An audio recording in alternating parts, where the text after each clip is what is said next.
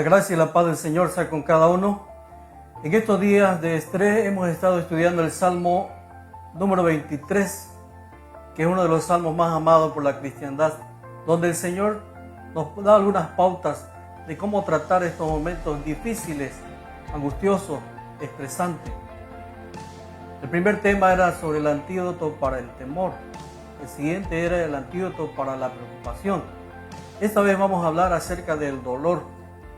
La verdad que el dolor no tiene un antídoto, pero sí tiene un remedio. Y quisiera leer el Salmo 23 y el versículo 3. Y dice así: confortará mi alma, me guiará por senda de justicias, por amor de su nombre. El Señor muchas veces permite que nosotros pasemos algunas circunstancias tristes y dolorosas. Es verdad que el Salmo número 91 dice que Él nos librará también de todas nuestras angustias, pero eso no quiere decir que alguna vez no vamos a tener que pasar alguna de ellas. Y estoy seguro que en estas semanas hay mucha gente que ya experimentó el dolor en la familia.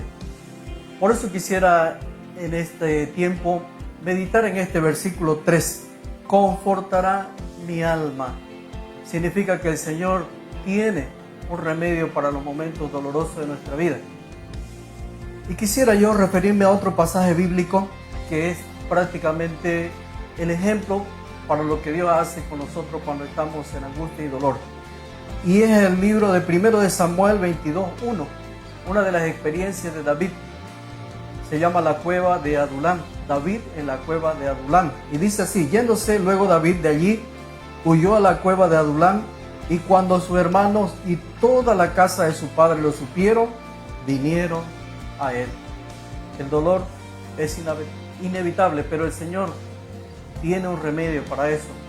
La verdad que tiene muchos remedios y vamos a ver algunos de ellos.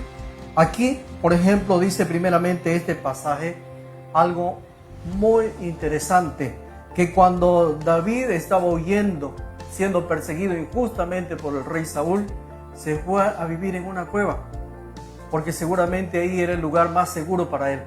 Ese lugar seguramente también para las personas que estaban alrededor de él traía cierta seguridad en la noche. Pero lo que me llama la atención aquí en primer lugar es esto. Dice que cuando sus hermanos y toda la casa de su padre lo supo, vinieron a él. Porque la primera cosa que Dios utiliza para consolarlo muchas veces es la familia. La compañía de la familia trae un gran alivio en momentos de dolor. Me pregunto yo, ¿qué necesidad tenían sus hermanos de venir a esa cueva? Si ellos tenían sus ovejas, tenían seguramente su casa, su papá. Sin embargo, ellos supieron que David, siendo perseguido injustamente, en peligro de muerte, necesitaba de ellos. Y ellos vinieron a él. Y tal vez ellos también necesitaban de él, porque ellos reconocían que David tenía algo de Dios, la presencia, la unción de Dios. Seguramente David les comunicó, les habló, les demostró.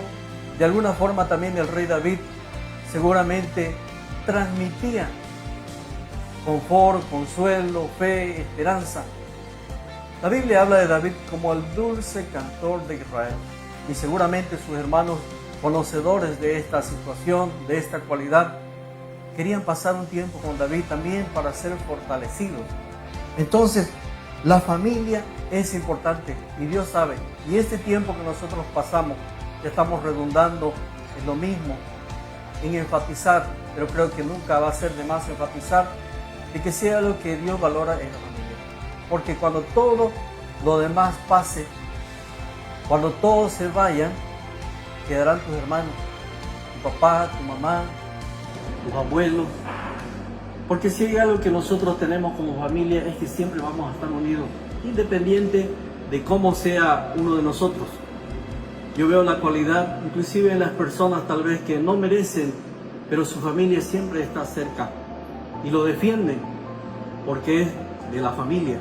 Entonces aquí vemos nosotros la primera cosa que Dios usa en medio del dolor es la compañía de la familia.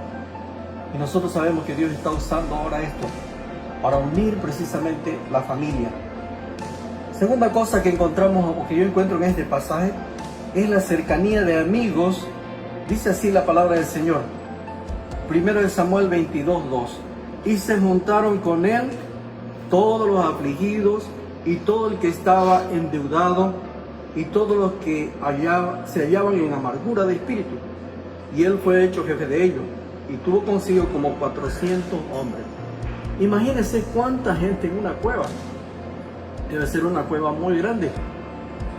No creo que haya mucha comodidad en una cueva, pero había algo que llamó la atención de esas personas afligidas, endeudadas y en amargura. Y yo creo que si Dios nos ha dado un regalo en esta vida, precisamente son los amigos. Después de la familia, son los buenos amigos, que pueden entender la situación que estamos pasando, que pueden comprender y pueden visualizar más allá, pueden ver los sentimientos. Esa clase de amigos es necesario ahora más que nunca, y Dios está trabajando en nosotros para que seamos esa clase de personas. Entonces aquí vino esta gente, 400 personas alrededor de David. Yo creo que venían primero para cuidarlo, porque sabían que era un gran líder y que era el rey de Israel, el rey elegido por Dios.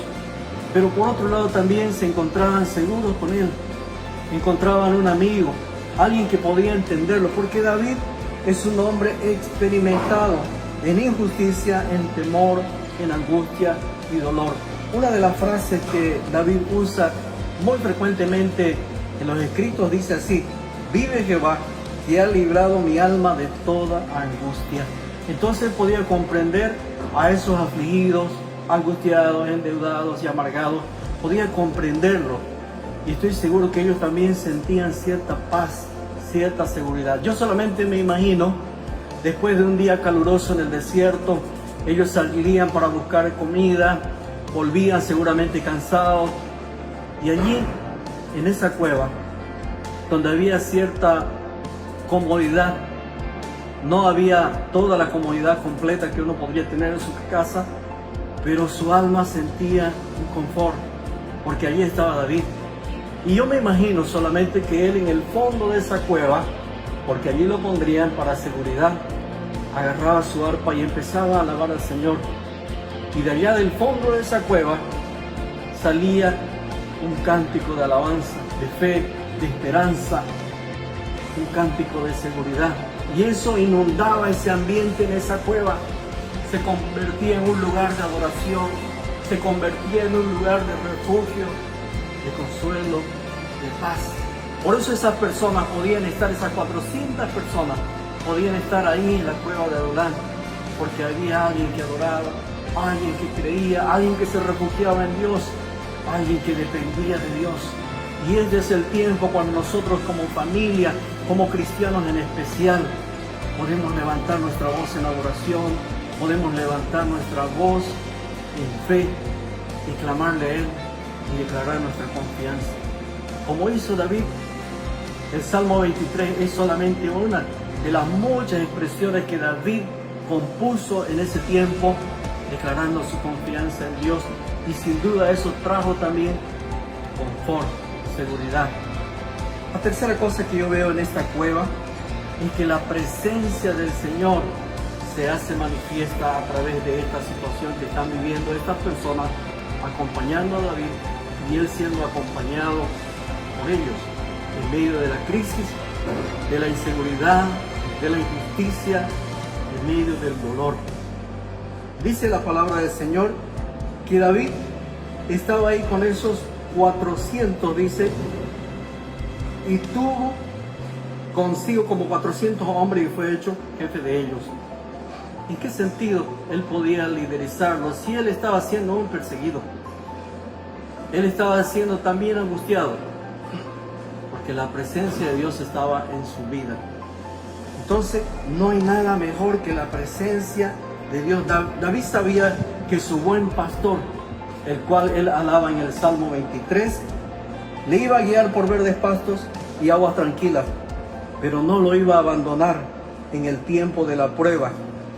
Y ese consuelo, esa fe, esa confianza en esa cueva llenaba también el corazón de las personas afligidas. Por eso él puede decir con toda seguridad: confortará mi alma.